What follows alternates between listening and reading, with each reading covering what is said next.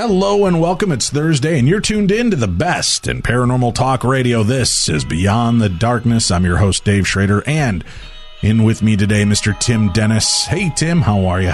Very good. Good. I know we didn't get you in every day of the week as we had originally promised, but 3 days, I'll take 3 days. Okay. 3 days works. We're working on, schedules are just clashing with me being out of town, your health issues. It's just been in and out, so we're going to try to get together as often as we can for the episodes. I like it. Tomorrow, though, I'm going to be speaking with Dr. Raymond Moody. And, Dr. Moody's been a great asset to our show over the years.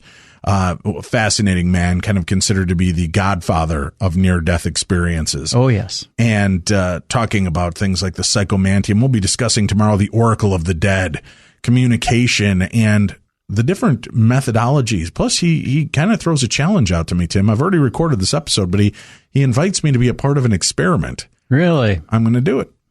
So I'm going to see if we can confront Dave's fear of death and get it under wraps. Really? Yeah. You don't say. I do say. I just said. Why don't you pay attention? I know. My God, I really should pay more attention. All right. Tonight, though, interesting show. I love when we can kind of go off of the ghosties and UFOs and Bigfoot and talk about something a little bit different. Joining us tonight, and God, please be with me as my tongue tries to wrap myself around these names. I love foreign names, Tim, but they're brutal on my tongue. Moira Lescuyer. I think I got it. Is that right, Moira? Very good. You said it perfectly. Oh, well, I don't believe you, but thanks for trying to be polite. You've written a book called Atlantis and the Legendary Blue Queen, which is a novel, but you based it on a lot of information and truth on a lot of different really interesting kind of secrets and lost bits of our history. What made you decide to write a book like this? Oh, well, it did take quite some time. It didn't sort of happen straight away. I spent 7 years writing it, at least a decade researching it. It just sort of it came about once I got started with writing the book. The book basically wrote itself through my dreams, through I faced a bit of hardship at one time in my life, and I did go to see a clairvoyant in Byron Bay in Australia, and she had basically started talking about my spiritual guides, and she recognised my great-grandmother whom I met when I was 8 years old and in Malta. And she was my first spiritual teacher. And she came through very strongly, being very supportive. And also she mentioned What was that like for you to have that kind of meeting and have this kind of relation come back to you and validate and give you information? Was that something that you were really prepared for, or was it pretty astounding?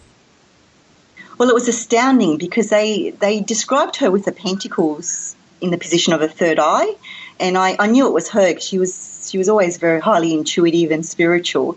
And, my first encounter with her was really just, she planted the seeds of curiosity in my mind from a very young age and really shaped, my future endeavours. At that time, I didn't realise how much she had impacted me.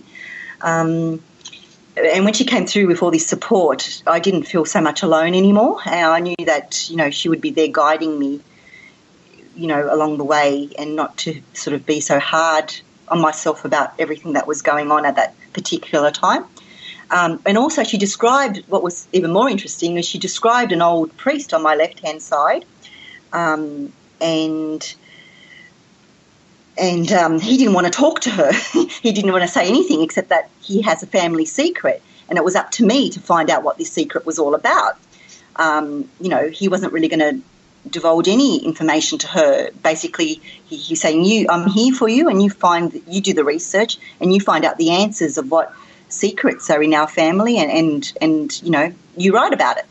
So, and when I was writing the book, you didn't find that kind of disingenuous? I mean, here the spirits make this connection with you only to say, well, I'm not going to give you the information. You got to do that yourself, but I'm going to lead you down a puzzled pathway to try to get that information.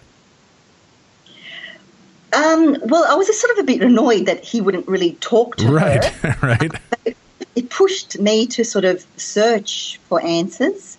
And then I had another gentleman who was also, clairvoyant, and and he said that he was like a shaman priest, and I actually gave him a name, Peter, because I wanted to give him a name. He always sort of appeared in a black coat, and he sort of always scared me to a certain degree. And then in the book I associated him with Father Margry. He was not related to our family, not blood related, but, you know, he played a major role in archaeology in Malta, and he was not just a Jesuit priest, he was also an archaeologist, and he died unexpectedly when he was sent off in a mission to Tunisia, Libya, at quite a young age. But he was actually the first Jesuit priest, because he was also an archaeologist, to inspect the hypogeum of House Afeni, where they discovered these mysterious elongated, which are also known as this is a long word, docephalic skulls. Okay. The long, posterior at the back.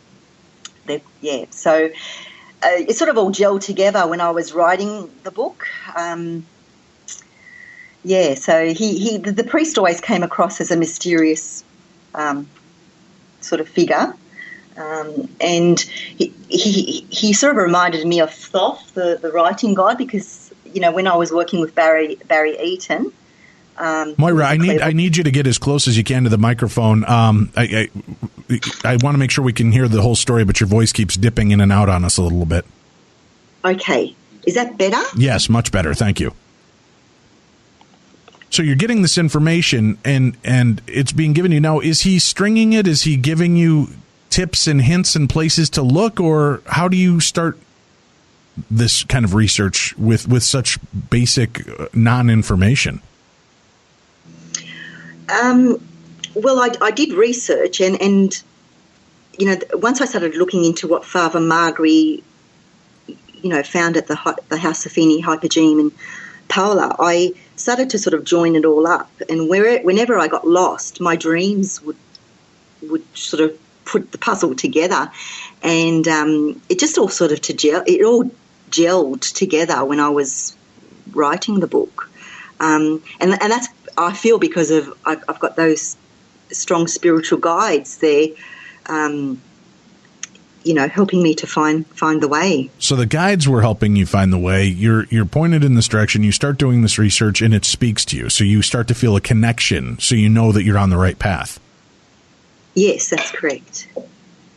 As you're uncovering these different mysteries and parts of history, is there any part of it that you start to reflect on as though you almost have memory of it taking place? Like, do you believe that you were there, reincarnated at one point?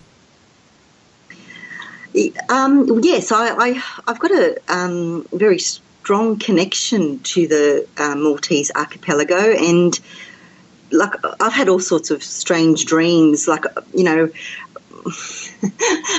some of them are quite strange to even to mention, but yes, there is that strong connection, and I feel like I have lived some kind of life, a different form of human, like an aquatic type of human. Like one dream, you can't leave us back with that, Moira. When you say you've had weird dreams that are almost too hard to explain, you've got to explain them to us. What type of dreams are you having, so that if there are others out there having similar dreams that seem out of place in time for them, maybe they are connected as well, so they know what to look for? Sure. Well, one dream, for example, I was swimming with killer whales, and I was involved in some sort of genetic engineering, where I was actually collecting their sperm to do genetic engineering, because we were like a different type of human. I in the dream, I had really long legs. I don't even know if I had feet.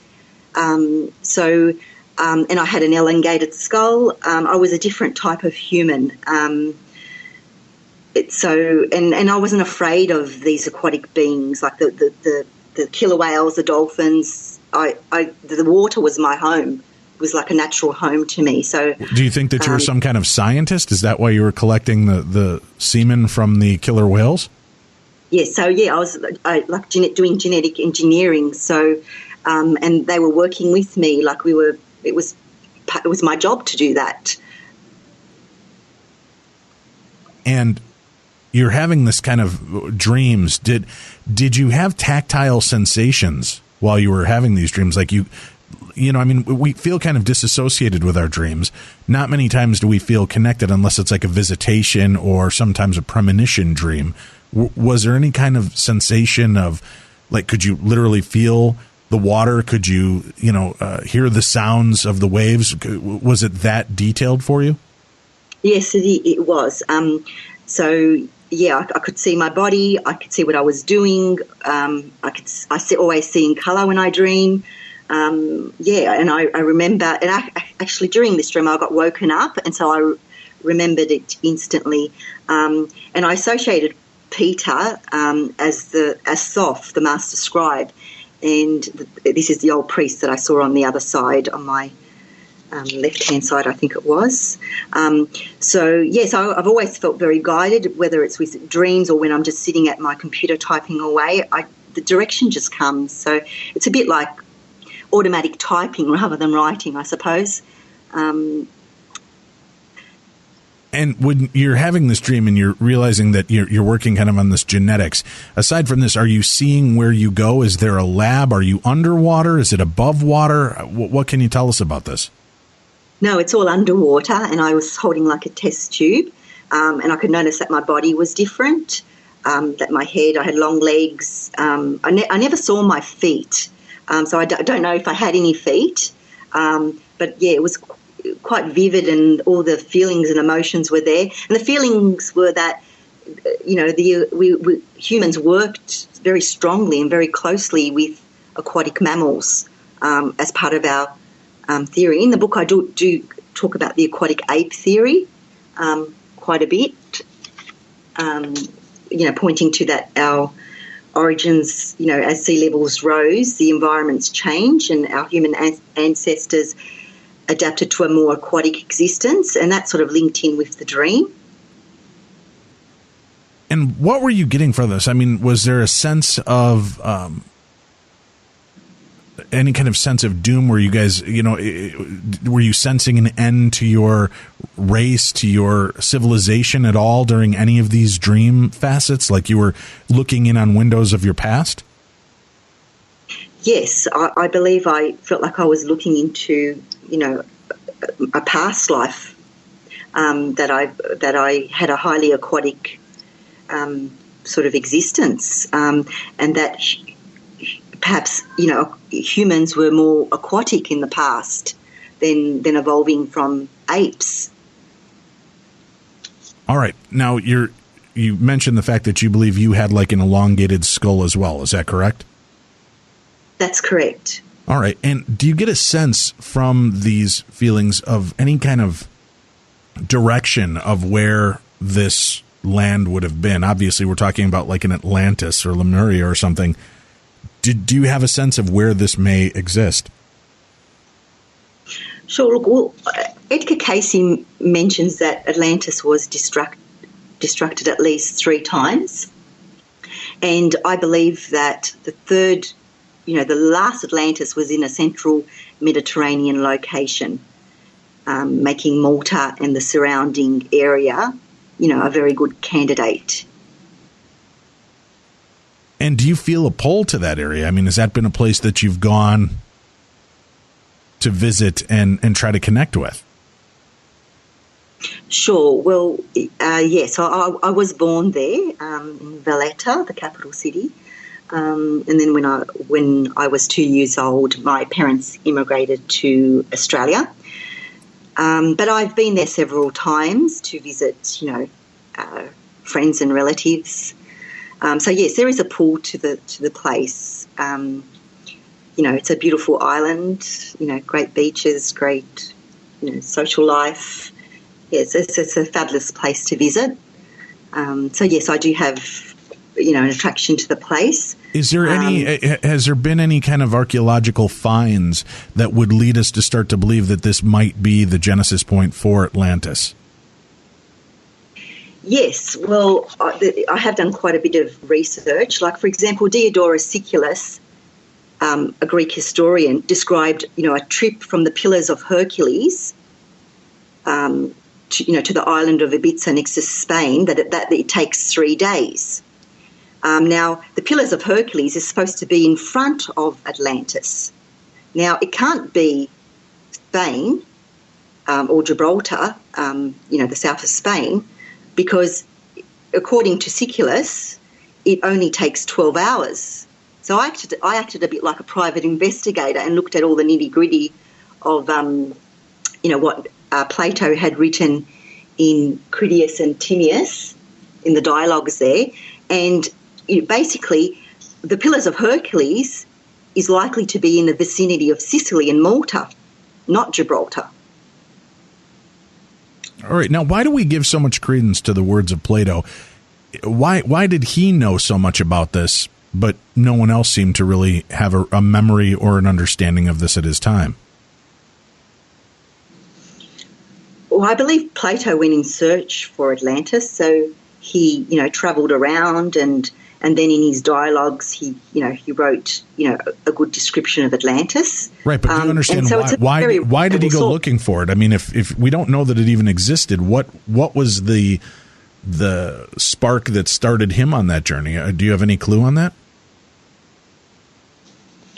Well, he heard the story from, I think it was a great uncle, Solon. And then they spoke to the Egyptian priest Sanchez. I suppose they were curious as to, to find out, where this great island was, this mighty power of Atlantis, situated in the front of the Pillars of Hercules. So we and I'm not trying to sound dismissive, but I mean, we base a lot of this on the stories of a great uncle and a guy named Sanchez? Yes, Sanchez was the Egyptian priest. Okay. Because that just seems weird to me. Is there any writings that we can find that predate them that talk about this? So it's not, and I don't mean to be sarcastic, but as you're thinking in common day thoughts, I've got a couple of uncles who've told a couple of tall tales in their time. And, part of it to entertain, part of it to entertain us, part of it just because they were BS artists. I mean, how do we know that's not what they were doing? Well, everyone, Atlantis seems to fascinate a lot of people. Right. So somewhere deep down inside us, it seems to, intrigue a lot of people. I mean, thousands of books and comics and movies have been made about Atlantis. So it is I understand it's a legend, but there are also some truth and facts in legends. And, a lot of these elongated skulls that have been found, like in the Hypogeum, like there were 7,000 skulls, elongated skulls found in the Hypogeum of Paola, and only 6 remain. And at one stage in the 1920s, they were displayed in the Archaeological Museum of Valletta, and then they were taken away from public view. But our existence does point, like we've come from somewhere else. Like we've obviously evolved to where we are today from some other race. But we know that there are different cultures that do things and look at beauty in different ways. I mean, the elongated skulls, they would bind the skull of a baby at a very small age to create that elongated look. We know that, some of the women in the Chinese culture bind their feet so that they're almost like walking on cubes. 50 years ago, Marilyn Monroe was considered the perfect woman. Now she's considered a fat and out of shape model. There's always kind of a change of how beauty is perceived and different looks. There's cultures where they put rings on the neck and try to elongate the necks. Does this mean that it has an alien or a prehistory connection, or is it just people are constantly on the look for a new appearance? Sure. No, these were naturally elongated skulls that were actually missing the knitting, like the sagitta is the technical term. They were natural. They weren't. There was no headboarding to elongate the skull. These were naturally elongated skulls. So it's like they were a different race of people that had different capabilities, like they had sonar capabilities. They were able to detect magnetism, ley lines, so that they could build these beautiful Neolithic temples that were trefoil in shape. So they were different to us. They were human, but they had different skills, different abilities that we can't even comprehend today because our skulls are different. So yeah, there was a completely different race. Were they part of our human ancestry, or were they just a different? And the reason I ask this is if the world has been kind of shaken and stirred numerous times through history and reboots with whatever genetic cesspool we come crawling out of, is each evolution a different style? Does that really make us from the same, or does that make us new iterations altogether? I think we're evolved from that that elongated skulls. The elongated skulls were supposed to be the leaders, the priests, a bit like Akhenaten and Nefertiti. They're depicted with those elongated skulls. They were the elite of society, the shining ones, the Elohim. Yes, and it was interesting how they were taken away from the public eye because these skulls really did need to be investigated because they were not manipulated. They were all genetically natural. There was no manipulation. And this is what Father Margry, he was the first to go into the House Safini Hypogene in Paola, Malta. And he discovered these skulls. And then he was called away on a mission to Tunisia. And that's where he died unexpectedly. And it's also believed that the elongated skulls were connected to the divine feminine, the matriarchy as well. They had a different sort of where the left and right brain approach is more balanced, so they tended to live more in harmony with society rather than be more destructive and look to go to war. A bit like the bee, collective societies like the bees and the ants. So like a hive mentality. Yes, correct. Okay, all right. And in doing this, what information were you most surprised by that you were being given through your research and through these dreams? Just that, there's more to our existence. There's more to it than what we are being told of where we've come from. And, just the more I wrote and the more I researched and kept on dreaming, the more I felt like my inner radar was being activated. And just more awake, not just, that, they're going to discover more inhabitable planets and records of civilizations before us. It's just a matter of time, and these races mastered the physical continuum and progress beyond this world. And as with everything, those who approached it with a greater good for the collective in mind to enhance beauty and consciousness made progress, but others who were negative, individualistic and greedy ultimately failed. So, the veil for me just became thinner with the more research I did. And I feel that our race has evolved from this sort of aquatic, elongated race who are highly female in origin. I talk about the jackal in the book, who was sort of the experiment gone wrong with the Nomos, who are this aquatic race. I did look at the Dogon tribe in Mali and looked into their myths, and all of this information sort of matched what I had discovered in Malta. It all sort of just, kept on, the research kept on repeating itself. And it just fell nicely into place. Well, do you think that it's being kept, the knowledge is being kept from us, or is it not being shared because it's incomplete and nobody has the full story? I believe that we're not getting the full story. I think that, we need to use our own discernment and look into how what we're feeling and what looking at, for example, when I looked into the Dogon religion and the Nomos and these aquatic beings that came from another star system, and they had to mix their DNA with, the humans or the animals that were on the planet, you can see that it appears that there was a lot of genetic engineering going away to create, these single-sex beings, because the Nomos were hermaphrodite. They were both male and female, and they were self-fertilizing. And it just all sort of, and they had that elongated sort of sonar elongated skulls with the sonar ability, and they used their senses more. But it was a more balanced left-right approach. And then when they created the jackal, the first single-sex being, which was the male, who was the bad boy, he was continually looking for his other half. And he wreaked havoc all over the place until never really finding his other half, I don't think. He never sort of fitted in because he was not like the nomos. Finally, he created the first single-sex beings, if that makes any sense to you. You really do have to read the book because it does try to explain that mythology. No, well, I'm fascinated by the different beliefs in how this opens up and reveals itself. And I'm always curious about, so many people speak about these races so matter-of-factly, but the information, it seems, is mostly incomplete. And a lot of it's theory and conjecture on the parts of the different philosophers that are discussing this.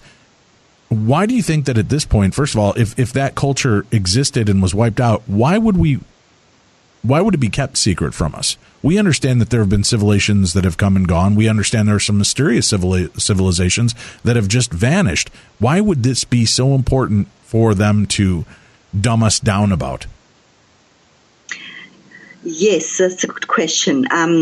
Look, the feminine has been replaced. I mean, I think I will go as far as saying every time in Malta there's a church, something like 356 churches on a very small archipelago, even cave chapels, and there's probably about 2 or 3 per sort of town, and be guaranteed that everywhere there's a church or a chapel, there's some sort of a temple, Neolithic temple or sacred site beneath it. And I suppose the patriarchal took over religion, and I suppose it was comfortable for them to take over religion. And the feminine approach has been completely replaced. And I don't really think that's a good place to be, because we need both approaches. We need a feminine and masculine approach for. And you believe the Atlantean race and such was based more in a matriarchal society? Yes, definitely. In balance with a patriarchal approach as well. I think it was a more balanced race, and I think that there was less war and just violence as well that we see. Geez, I don't know about that. I've got 3 daughters that live together that want to kill each other constantly. Oh, yes. Well, look, there are many females, I agree with you, that are very patriarchal. And sometimes you do need to be patriarchal to survive in this world that, we live in. Right. But, I mean, look, and same with, the patriarchal. Sometimes you come across a man that's more, matriarchal, more balanced, more in touch with his feminine side. And I'm looking right at him right now, Tim, my co-host. That fits him perfectly. Definitely more in touch with his matriarchal side. The idea that Atlantis existed, was it coexisting with a water world and a world here on terrain, or was Atlantis all over at one point, do you believe? It can't be I don't think it was everywhere, because there were different races of humans. You've got the Lemurian race, the Hyperborean. There were many different races. I mean, there were 3 destructions, I think. We do have other civilizations flourishing, which doesn't mean that Atlantis was every underwater city discovered. So we've got Lemurian in the Pacific, Hyperborean in the Atlantic, and the Polarian in Antarctica. That rose from the destruction of the previous civilization. So I don't think that every underwater city discovered is Atlantis. Okay. We've got a lot more to cover, and we'll continue talking about some of these other finds and the information that she's been given over this long journey of research. Moira oh, God, Tim, my mouth is just not going to work in these names. Moira Lescuyer is our guest. Stay tuned. We've got more coming your way right here on Beyond the Darkness.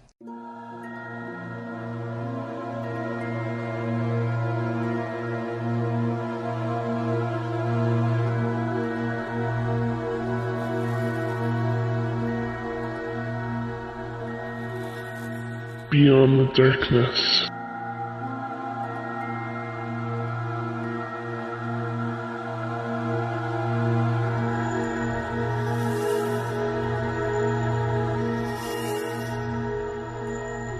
All right, we're back. This is the best in paranormal talk radio. Beyond the Darkness is on the air. I'm your host, Dave Schrader, along with me, Tim Dennis. And today we're talking about some really intriguing aspects of our prehistory, Atlantis, Lemuria, all of these amazing cultures that may or may not have existed at one point. And we're talking with somebody who spent a long time researching and dipping into this part of our history and connecting with it in a spiritual way and in a historical way. Moira Lescuyer.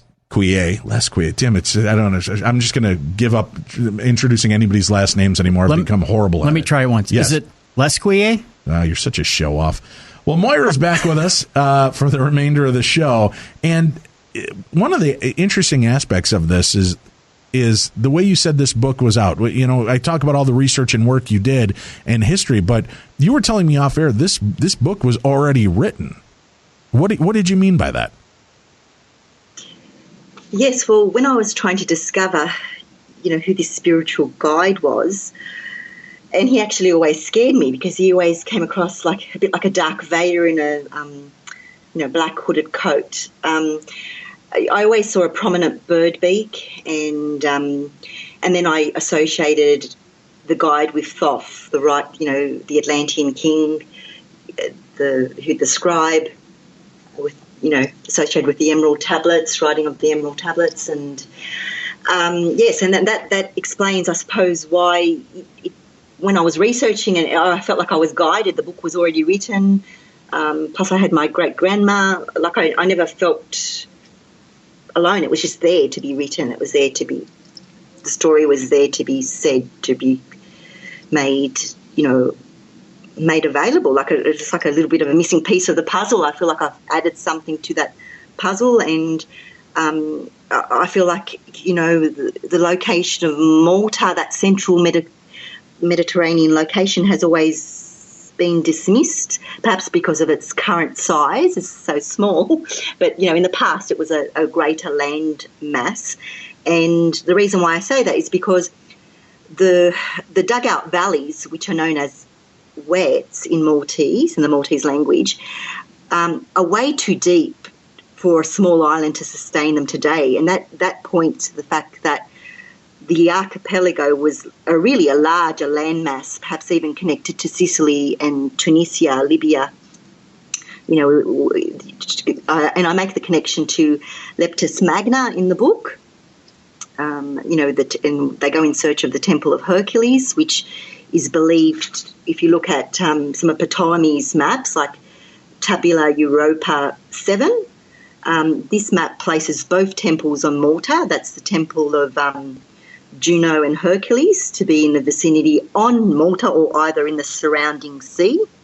And it's interesting because those cart ruts that are found on land, the cart ruts are dug out into the solid limestone, actually run off cliffs and into the oceans, and many divers and researchers have noticed that these dugout cart ruts continue out into the ocean, which is another example that Malta was a lot larger than what we can see today. Right, and we know that land masses have been changing for centuries, right? And that there are these different upheavals that take, that have been seen, and they found remnants of some of these cultures under the water, streetways, roadways, buildings, things like that have made their way under. Do you believe that that's just the land masses changing, or do you believe that is from this underwater civilization that once kind of had free reign over our planet? Well, after the last ice age, a lot of, we lost that land mass. So a lot of, land was lost. Around 9,600 BC, the last ice age. So a lot of land masses obviously shrunk because of the melting of the ices. A lot of places lost their land, as the sea levels rose. But yes, I think, the evidence of, these cart ruts and megalithic buildings Neolithic buildings that have been found under the sea are evidence of past civilization and some form of industry, because Malta has the highest concentration of cartwrights in the world. So it shows that there was some sort of perhaps an industrial complex there. It's really quite unusual. No one really knows what the cartwrights are about. It's got everyone in a bit of a rut, really. No one knows what they were used for, but they're just there, engraved into the land. And so no one really understands what their use is. We can only speculate. Fascinating stuff. Let's talk about the translations as well, the different versions of the story through Plato and history. Can you talk to us a little bit about that? Sure. So Plato heard the story from one of his uncles, his great uncle, and then he went on his own investigations and he heard the story from the Egyptian priest Sanchez.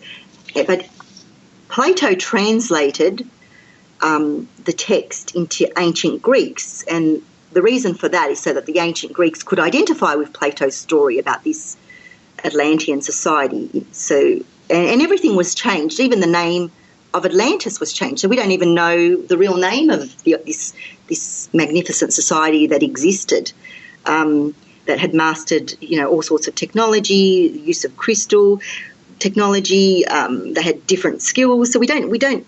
It's all translated from Egyptian to ancient Greek, and then it was translated into Latin, then into modern Greek, and then into English.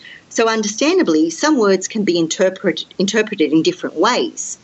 There are obvious errors in translation, and the book highlights all these errors in translation. And even Plato couldn't work out where Atlantis was, and he had to travel and to search for it.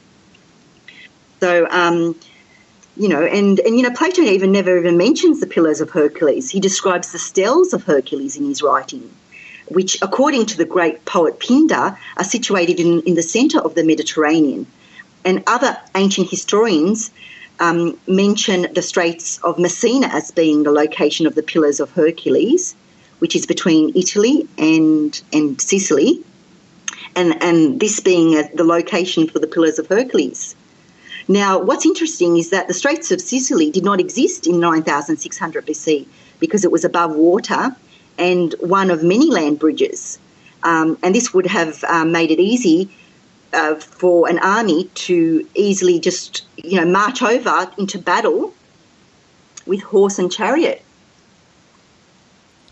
That's right. That's pretty remarkable. Now, you said that he went out in search of it. Did Plato ever find what he believed was Atlantis? Well, in my story, I put an answer to that question. So it's at the very end of the book. They discover, probably ruining it here for people who want to read the book, but they discover the association. Maybe I shouldn't tell you. Oh, you're such a tease, Moira. Okay. Well, I am. You are what, a tease, or not going to tell me? I'm not going to tell you because you should read the book. Everyone should read the book. So, getting to the point, it was a battle fought on land, not by sea. I think I've answered, to answer your question. So because there were land bridges, because sea levels were different, an army could have quite easily marched with horse and chariot onto Atlantean territory to fight the battle. But as it turned out, there was some form of cataclysm and Atlantis sank within 48 hours. And, there were heavy losses on both sides. Atlantis can't be the location of Santorini, Greece, because the Atlantis destruction occurred at least 9,000 years before Plato's time and not when Thera on Santorini erupted, which archaeologists have placed at approximately 1500 BC. You get a lot of great information for this book and doing this research, and you're getting it through guides and such. Did you ever figure out this guide that frightens you, this what'd you say, it was almost cloaked like a Darth Vader with a bird face? Yes, with a large bird beak. He was always, I don't know, I just was frightened of him until I Was he one of the races that once lived here, or is this just an ethereal or an eternal form, something that this is just what it has always been? I believe he was part of the race that existed before we were created here. And I associated him with, like, the master scribe Thoth that wrote the Emerald Tablets. So, as I was told, the book was already written. Right. And, they would communicate through me to continue, like, to get it done. Once I started writing, I really couldn't stop. I just had to dedicate all my spare time to writing, finishing and writing it, because, it was just needed to be finished. Hermes is also known as Thoth as well. Hermes was known as to the Greeks as Thoth. So, and I feel like the communication has come through this guide that I associated with Hermes, or Thoth, if you like. So, and then the influence of my great grandmother. She was, as I said, my first spiritual teacher. So it was easy to sort of put a story together based on my experiences with her, and then create characters around that and some form of a storyline. Very cool. Well, Moira, how can people get copies of the book? Where can they find it? Is it available through all brick and mortar shops, online? What's the best way to get it? Yes, through Amazon.com. And it's Atlantis and the Legendary Blue Queen, correct? That's correct. Fantastic. Moira, thank you so much for spending some time with us. I know you've been busy and on the road. Thank you for dropping in and spending a little time here in Beyond the Darkness. Oh, thank you for having me. Have a great rest of your trip, and we appreciate you stopping by. Interesting stuff, right, Tim? I mean, I'm always intrigued by this aspect of the possibilities of what cultures came first. And I am a believer that there were most likely other civilizations, especially because they keep pulling back layers and finding bodies and things that predate what they believed existed before. So it only makes sense to me that there's been something here for a long time, a lot longer than we're giving credit for. The one thing I got to ask the question, though, and it's an open question, and whether you want to answer it, you can, or whether our audience wants to chime in, they can, or send us emails, or however they want to go about this. But it seems to me that Atlantis really exploded, or the idea of Atlantis as a actual searchable physical form really exploded when Edgar Cayce came on the scene and made the details fleshed out, a more physical form, gave it some credence, some real legitimacy.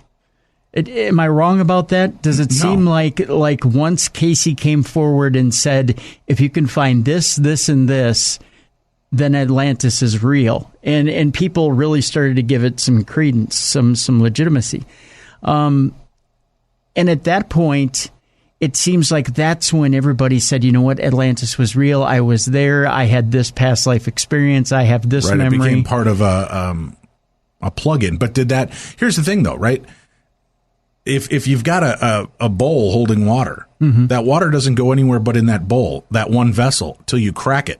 And then that water comes through. Was Cayce able to crack that part of the Akashic records and memories, and the water came flooding back? The memories came flooding back to others. Yeah. I mean, until then, you think of Atlantis, and Atlantis was really the thing of fairy tale stories and comic books. I mean, it was something that when you said Atlantis, people kind of went, oh, yeah, it's the stuff of fairy tales. We don't think much of it. We don't really give it much credence. We think of it as something that it's the stuff of story. It's not anything that I'm going to give much to or believe to, right? Yeah, much belief to. Well, but there's a lot of people that do. A lot of people that feel that they're reincarnated Atlanteans or Lemurians. I don't know. It's intriguing to me. Like I said, I do believe it. I believe that. I think they've proven that there have been different land masses that have sunk and risen through history. And I don't know that it was necessarily an undersea kingdom as we would think of it.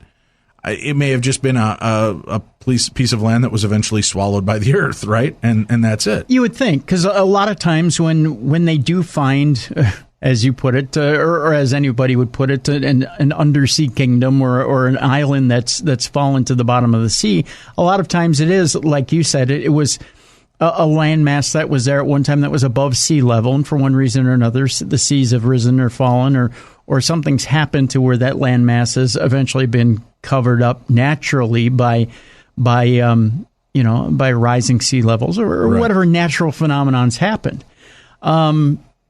The technology, I think, because of things like the Incans and the Egyptians, ancient civilizations that managed to come up with technology that was beyond its time, I think the Atlantean legend may have outgrown what might have actually existed there. Is that fair to say? I get it. That maybe we've crafted a tale so big we may not ever be able to prove it? Well, obviously. And that's why I was trying to push for the question is, when Plato's hearing it from a great uncle and then, right. Another guy, and, even though he's a religious leader, why were they in the know? Why Right. was this not more public? What made this such a secret society? Why would we continue to hide that aspect? Well, because we've been there before and it'll fall. Well, that doesn't mean anything. You know what? I mean, listen, people go to NASCAR races and they know that sometimes people die, right? And you go to air shows and almost know somebody's going to die at an air show. Right, yeah. But it doesn't mean we stop going or we stop doing these things. That's human nature, right? Exactly. People haven't made it to the top of Mount Everest. They die on the way up there, and their bodies are now mile markers, along the path. It doesn't stop progressions. So, I think it's doing us as humanity a disservice to say that, well, we couldn't handle it.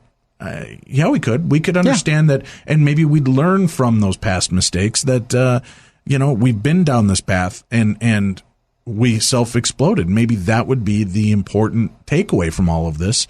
And I think it's important to be heard, but that's why I can't see it being a conspiracy to hide it.